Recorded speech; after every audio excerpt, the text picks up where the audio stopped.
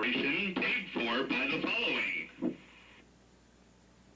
Ohio Neck and Back Pain Relief Center, Scott M. Gray, D.C., across from the Marion Center between TSC and Kroger. For further information, dial 740-386-6580. Also located on the net at goodbackbadback.com. That's goodbackbadback.com.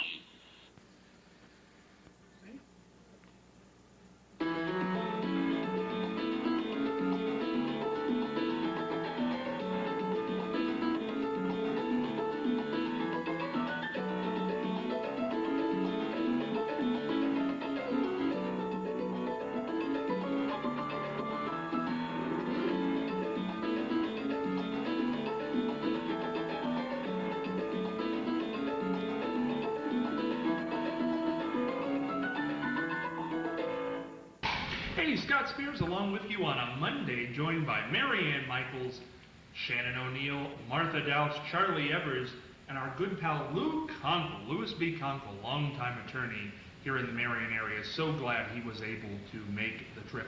Put the camera on, Lou. Pardon me? I said put the camera on you there, Lou. We wanted to see that you're here. We didn't want to hide you. We have a lot going on this week on the exchange. Lou's going to sit in. We've got... well, actually, I want to tell you this. Last week we had a malfunction for the first 3 episodes.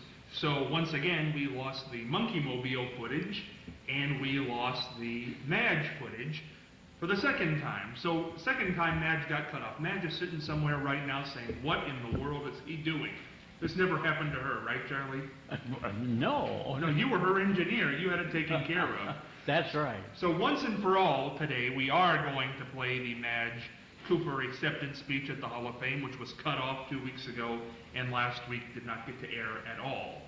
But before we do that, we're going to go to you, Charlie. Oh, God, that's nice. We're going to start with you. You get the start. Yeah. With fascinating facts. Are we still there, or are we, if we had... Well, I could still think of things we need money for, but I thought today I'd just remind people, maybe they've already been on vacation, but to get best gas mileage, you got to have your tires pumped up. You know, a lot of people drive until their car just collapses. and, you know, because you turn the key and the engine comes on, so why not go? But people start needed checking their tires. You know, the average tire runs around 35 pounds pressure, and that's indicated on the driver's side door panel. When you open the door, you look on there, and it will tell you the correct tire pressure. And you'd be surprised at the mileage difference when you have your tires up to speed, up to pressure. And then check your oil. I know people have driven until their red light comes on and the engine starts to freeze up. Oh, that's right, I was going to check my oil. But these are simple things that can be done to make driving much more pleasant. And at the cost of cars today, you know, you might want to keep your old one, keep in good shape.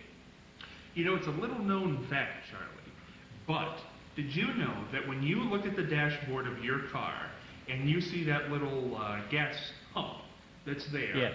What is that? Oh, here's what that is. Do you know how it's always got the handle, the gas pump handle, the nozzle? Right. Whichever side that nozzle is on your dashboard is the side your gas tank is on your car. No wonder. Yes. I've been filling my radiator. Have you been? Yes. With gasoline? Yeah, the thing is in the middle of the speedometer. Thank goodness you've never been hit from the front. That's right. You'd have been taken out a long time ago. No wonder it sputters. You brought in some good memorabilia. We're going to get to that later on, either in today's episode or tomorrow's. But before we do that, we're going to head over to Mary Ann Michaels with words of wisdom this week. Mary Ann, knock 'em dead. Well, Scott, these are poetic words from Sarah Teasdale. Oh, better than the minting of a gold-crowned king is the safe-kept secret and memory of a lovely thing. Sarah Teasdale. Sarah Teasdale, I like that. Very nice, Mary Ann. And we should mention every time we go to a shot of Mary Ann, we have Buckeye Cluck in the shot, our mascot here on the exchange. Always a lot of fun there. And we're going to start our quiz questions again this week, and maybe you'll have a chance to win something. You never can tell. It's going to be, just highly interesting this week. But before we do that, for the third time, we've seen it 3 times. This will be the 3rd time we've seen it. But you have not seen it at all out there in TV land.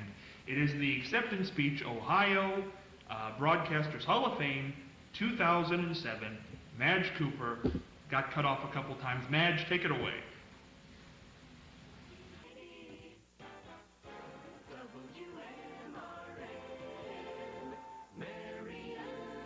This is Madge Cooper with another capsule comment on fashion. These clothes caress the body as lightly as a baby's kiss.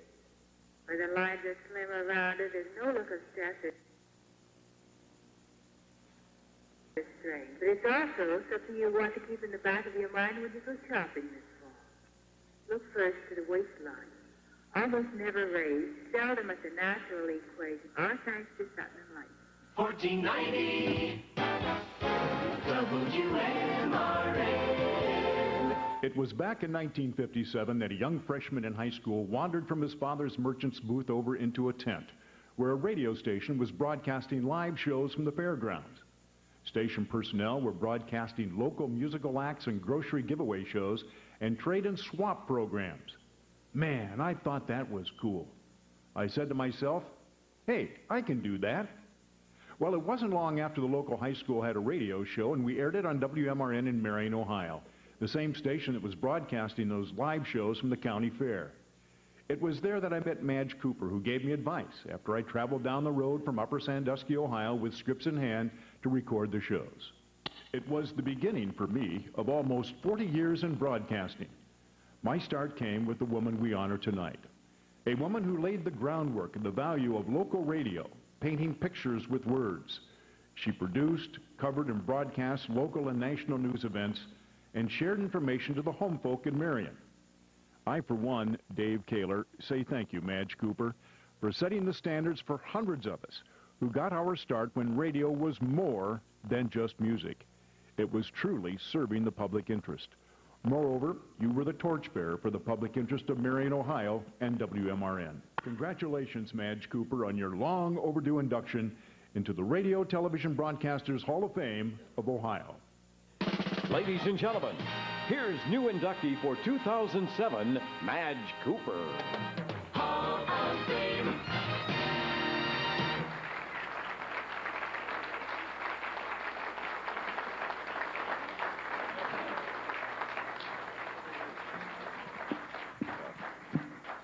Now, is the mic all right? Yes, I guess it is. You know, I spent a lot of time trying to figure out whether I should admit to anybody here that I was 97 years old. That wasn't lately, was it? But I am, and I did not really intend to get here. And I'll tell you a secret. It's really not as bad as you think.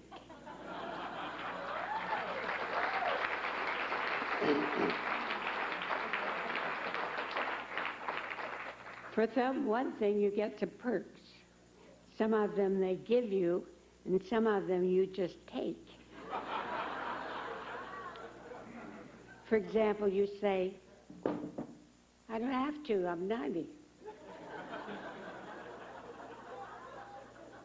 And some of them may complain, but unless it's a traffic ticket, most of them don't. I want to say just a little, and I only have 2 minutes because I've already used 1.5. I know.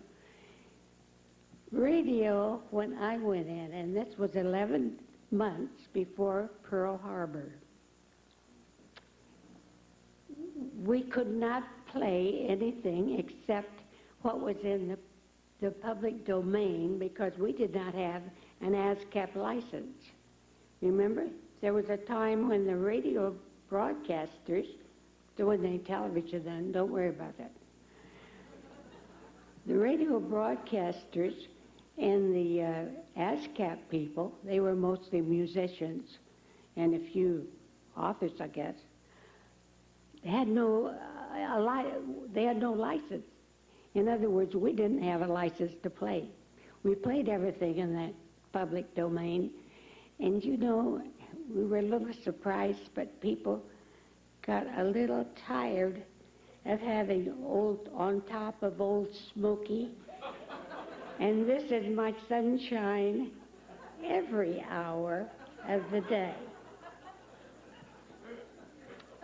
It lasted. It was your ancestors did that. We got out of it, though. There were a lot of things happening in those days. We were a 250 daytimer. And of course, we didn't have this license, but we did a lot of things with people just around the community. And they liked it, and we liked it. And it made money for our man, our boss, and so that worked okay. Just a word about our boss. We had two of them. The Mason brothers, there was Frank Mason, who was a vice president of NBC. And then he had a smaller little brother who was a print man. He was from Steel Magazine in Cleveland. And the two of them went together and had a radio station. Our first program director, Stanley Miller, was a Harvard-trained man. He was a page at NBC, and he scared us to death. I was hired as a writer. I was to write the farm hour. Did you ever try to write a farm hour? That didn't last too long because about then Frank Mason said, we need a woman's program. Audition match. I'll be back in 3 weeks. So at about that time, Stanley auditioned me. Frank came back. We called him Uncle Frank, but don't ever tell him we did that. And he said, what about the audition for Madge? And Stanley said, well, here it is. He listened to it. He said, it's all right, put her on the air. What's her name? Madge Cooper. That's all right, she could keep her own name. So we went on from there. There were lots of things happened in those days. There were good things happened in those days, too. Rod Serling did work at our station for about 9 months. He was one of the nicest people I have ever known in my whole life. He was nothing like Twilight Zone. I can't imagine. I cannot even imagine that coming out of his head. But it did. He lived with a widow lady down the street who boarded all of our announcers. And they told me afterward that every night you were here, Rod at the typewriter, punching away. About 11 o'clock at night, he ran out with his envelope, which was a script that he'd written, and that went up to the post office. And in a few days, it came back, but then he tried another one, and he did eventually make it. But he could write so much better than Twilight Zone. It's just too bad nobody got to know. I'm done with my time. 3 minutes? That's all I said I'd do. 3 minutes. Okay.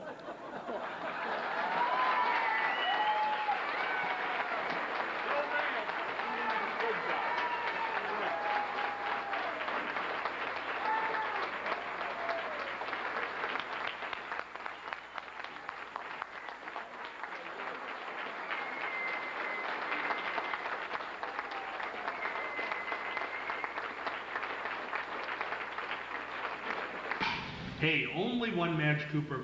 I'm so glad we finally got that in.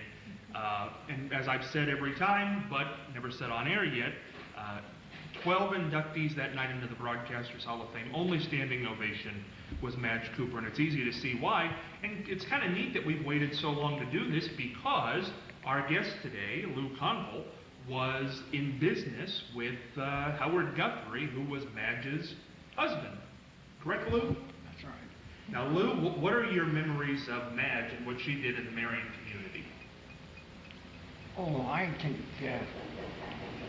she was so nice, everyone liked her, and I think she was interested in everything that was going on. You know, if there was something good for the community, she was for it. And she's quite a lady, really. Any shock to you that she went into the Broadcasters Hall of Fame? No, not really. But I heard her years ago when she had her over the coffee cups and all that business. That's been a long time ago, but I was out to a party out at WMRM, I think maybe the second year after it opened. That's when I first met Madge. What was Howard Guthrie like? The man you worked with. How long do you have? Give me a good Howard Guthrie story, Lou. Oh, Howard was a unique fellow, no question about that. He was very educated in many, many different phases of life. I've always said that he could go into a courtroom and he would know what was going on.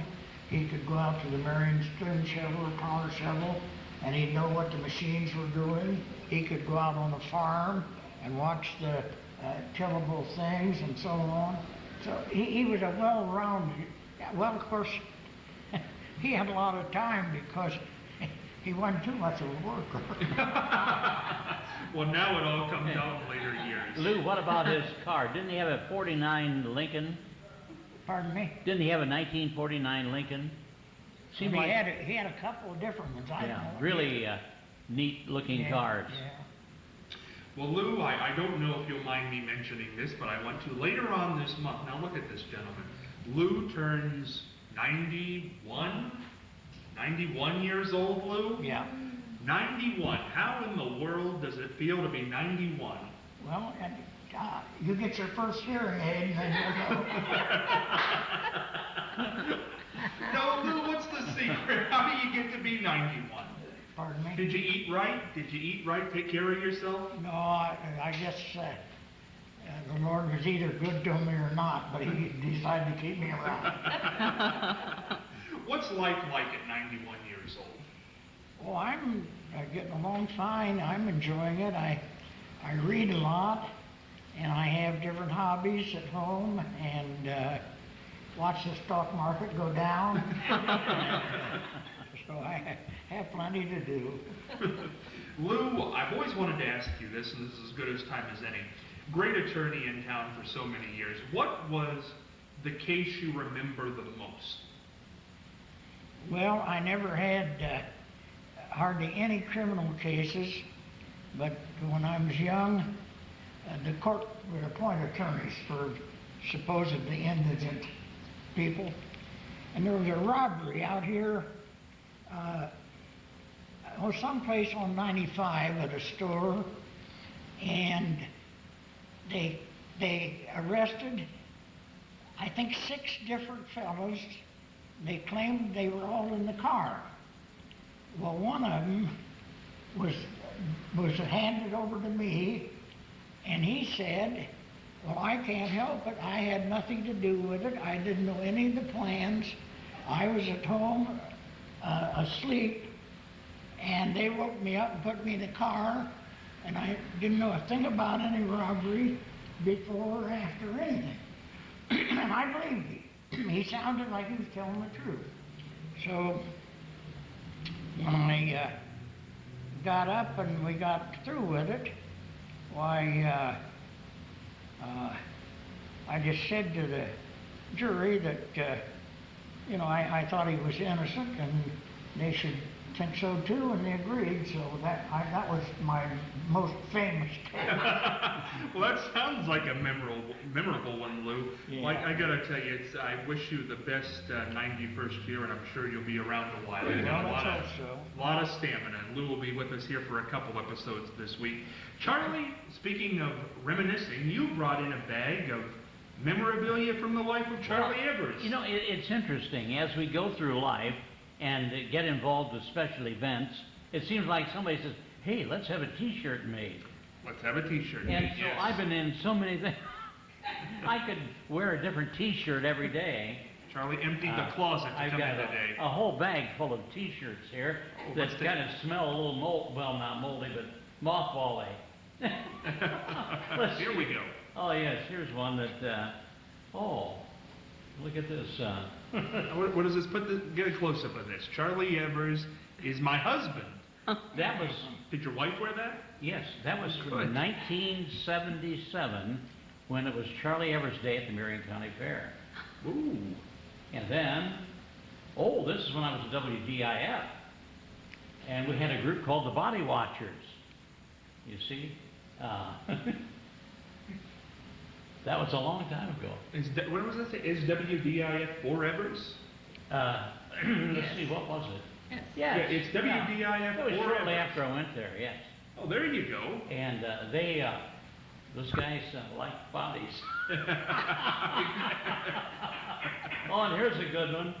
There's no other like this in the world.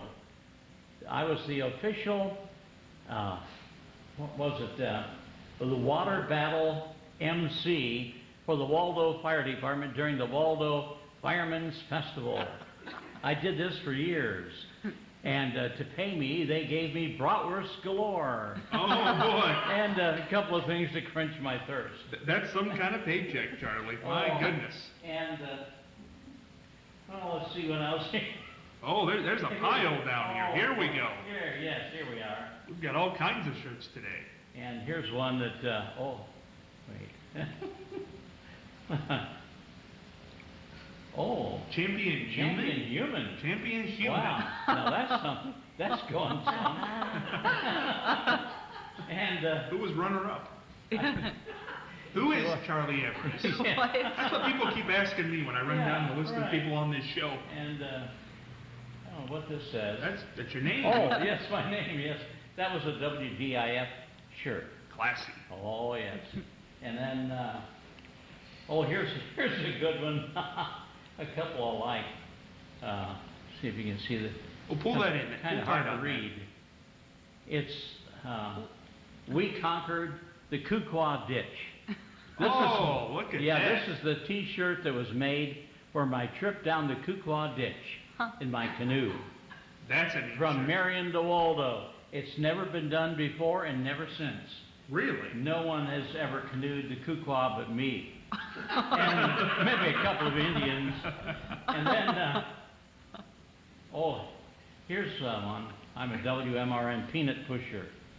Oh, that's classy. Oh, I tell you. And I've got others too. Here's a good one. I still Pull have on a this drawer full of them. Okay, this is my last Bike Across Ohio shirt that was made. This is for 1996. That commemorated 13 years of pedaling across Ohio. This particular year, we started in Port Clinton and ended in Portsmouth. And we raised money for the American Cancer Society, doing that every year for 13 years. That's a neat shirt. I like that. Here's one other. Chuck. Waldo or bust. Oh, that was another canoe trip that I did. This was on Grave Creek, and so it goes. Well, listen, Charlie, we're gonna. Do you have any more shirts in that bag? Hold on to them. Now, hold on. We're gonna come to them later and make people wait for the really good stuff. Ooh. I know. We're coming back to you later on in the week with more shirts by Charlie Evers. What's in Charlie's closet? We're going to start a new segment, though, kicking off today. It's called The Quizzer. We're going to ask a trivia question every day, and the people here on the panel are going to give a guess. Sneaky Eyes Mary Ann over here is going to give a guess as to what the answer might be. Now, here's what you need to do. You will win a prize. I'm not going to reveal the prize yet. I'm going to reveal it on Facebook, because this is how we're going to do this. When I give you the question, you go to Facebook and put the answer. Who's ever the first person there with the right answer on Facebook will win a prize for that day. And who knows what the prize could be? It could be food, it could be a gift, it could be all kinds of great things. And then tomorrow on this show, we're going, same bat time, same bat channel, we're going to reveal the answer. So you could trust these guys' answer, you could trust my answer, you could trust yourself, you could look up on the internet, who knows what you could do, but that's how we're going to play the game. Today's Quizzer question, the inaugural Quizzer question: how many crates did it take to transport the Statue of Liberty from France to New York in 1885. And don't you Google this at home. I want to know what you really think. We don't want to play Who's the Fastest Googler. Charlie, who is it? Didn't we answer that one other time? Do you remember the answer? No. Okay. How many do you think? How many crates? 1,200 crates. 1,200 crates. Mary Ann? Wow, it depends on how big those crates are, you know. I don't know. I think Charlie's answer pretty good, but I think I'm going to say 200.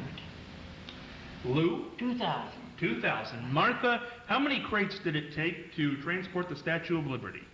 113.